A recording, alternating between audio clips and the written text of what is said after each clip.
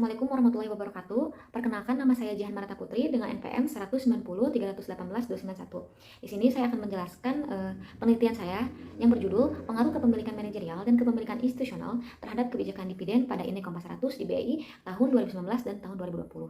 Penelitian ini dibimbing oleh pembimbing pertama yaitu Bapak Susilo Setiawan SMSI dan pembimbing kedua yaitu Ibu Dr. Lasmana SMSI. Latar belakang dalam penelitian ini yaitu perusahaan yang sudah terbuka atau go public akan memiliki berbagai kepemilikan, yaitu kepemilikan oleh pihak dalam yaitu berupa manajemen dan kepemilikan oleh pihak luar yaitu para pemegang saham atau pihak institusi. Pihak manajemen memiliki tujuan untuk meningkatkan nilai perusahaan sehingga lebih memilih untuk menahan labanya. Berbeda dengan pihak institusi yang menginginkan adanya imbal hasil berupa dividen. Di bawah ini merupakan perbandingan perusahaan yang membagikan dividen dan tidak membagikan dividen. Terlihat bahwa jumlah perusahaan selalu mengalami peningkatan setiap tahunnya. Akan tetapi berbeda pada perusahaan yang tidak membagikan dividen lebih besar dibandingkan perusahaan yang membagikan dividen. Hal ini bertolak belakang dengan pendapat Anggoro yang menyatakan bahwa semakin banyak jumlah perusahaan maka akan meningkatkan perusahaan membagikan dividen.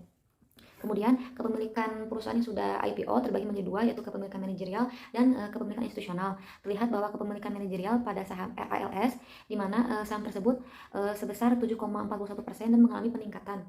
Akan tetapi perusahaan tersebut tidak membagikan dividen untuk tahun 2020. Hal ini bertolak belakang dengan teori yang menyatakan bahwa semakin besarnya kepemilikan manajerial maka akan meningkatkan kebijakan dividen.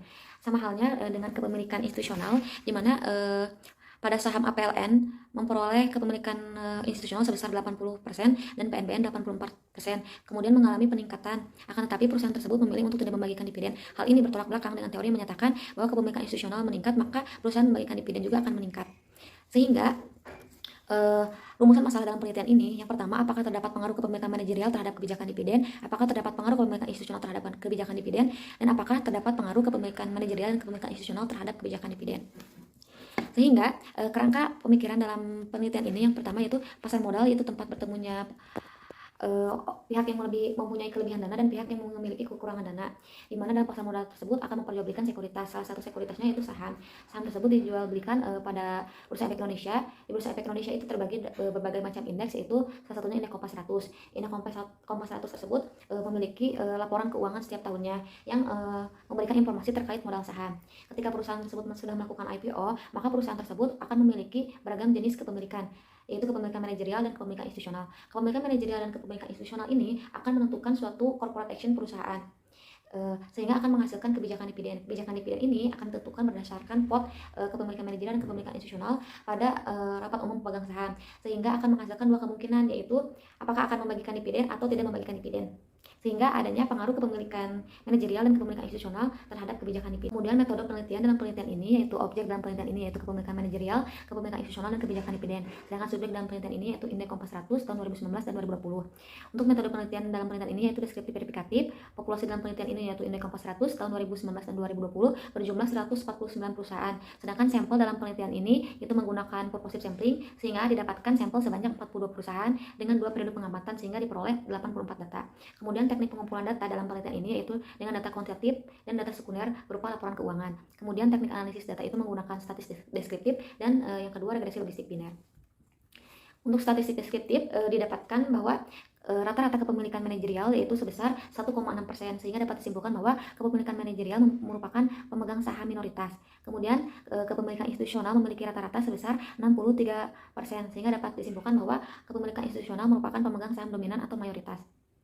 Kepemilikan manajerial yang paling terkecil yaitu pada perusahaan Antam dan perusahaan Aces itu sebesar 0,0018 dan 0,0058. Sedangkan untuk perusahaan yang memiliki kepemilikan manajerial tinggi yaitu pada perusahaan Mayora sebesar 25,21%. Sedangkan untuk perusahaan yang memiliki kepemilikan institusional kecil yaitu perusahaan Andro yaitu 43,91% dan perusahaan SMRA yaitu 40,37%. Sedangkan perusahaan yang memiliki kepemilikan institusional tertinggi yaitu BBNI yaitu sebesar 96,17% untuk tahun 2019 dan 87,54% untuk tahun 2020. Dan ada syarat uji regresi logistik yang pertama yaitu iteration history, nilai mean dua likelihood awal lebih besar dibandingkan mean dua likelihood akhir, sehingga didapatkan 100,884 lebih besar dari 98,046, sehingga terjadi penurunan sebesar 2,804. Kemudian mean dua likelihood step 1 dengan nilai chi-square tabel di mana 98,046 lebih kecil dari 100,748, sehingga kesimpulan yang diambil yaitu bahwa antara modal yang dihipotesiskan sesuai atau fit dengan data. Kemudian uji regresi logistik yang kedua yaitu Hosmer and Lemeshow Good of profit, di mana terdapat nilai sebesar 0,107 lebih besar dari 0,05 dan nilai chi-square tabel didapatkan nilai 13,131 lebih kecil kurang dari chi-square tabel yaitu 15,5073. Sehingga dapat disimpulkan bahwa tidak terdapat perbedaan signifikan antara model dengan data sehingga model regresi dan penelitian ini layak serta dapat untuk memprediksi nilai observasinya. Kemudian Nagler S-square di mana dapatkan nilai 0,048 sehingga dapat disimpulkan bahwa kepemilikan manajerial dan kepemilikan institusional berpengaruh sebesar 4,8% sedangkan sisanya dijelaskan oleh variabel lain yaitu sebesar 95,3%. Kemudian uji Watt atau uji T, di mana hipotesis pertama didapatkan nilai probabilitas lebih besar dari tingkat signifikansinya, yaitu 0,344 lebih besar dari 0,05, dan nilai T hitung lebih kecil dari T tabel, yaitu 0,895 lebih kecil dari 1,99, sehingga dapat disimpulkan bahwa kepemilikan manajerial berpengaruh positif tetapi tidak signifikan terhadap kebijakan dividen. Kemudian hipotesis yang kedua yaitu nilai probabilitas lebih besar dari tingkat signifikansinya yaitu 0,3866 lebih besar dari 0,05 dan nilai T hitung lebih kecil dari T tabel yaitu 0,752 lebih kecil dari 1,999. Sehingga dapat disimpulkan bahwa kepemilikan institusional berpengaruh negatif tetapi tidak signifikan terhadap kebijakan dividen. Kemudian ada uji omnibus test atau uji F, di mana hasil uji omnibus test nilai F hitung lebih kecil dari F tabel yaitu 2,804 lebih kecil dari 3,11 dengan tingkat signifikansi 0,246 lebih besar dari 0,05 sehingga dapat disimpulkan bahwa pengaruh kepemilikan manajerial dan kepemilikan institusional secara simultan tidak berpengaruh terhadap kebijakan dividen.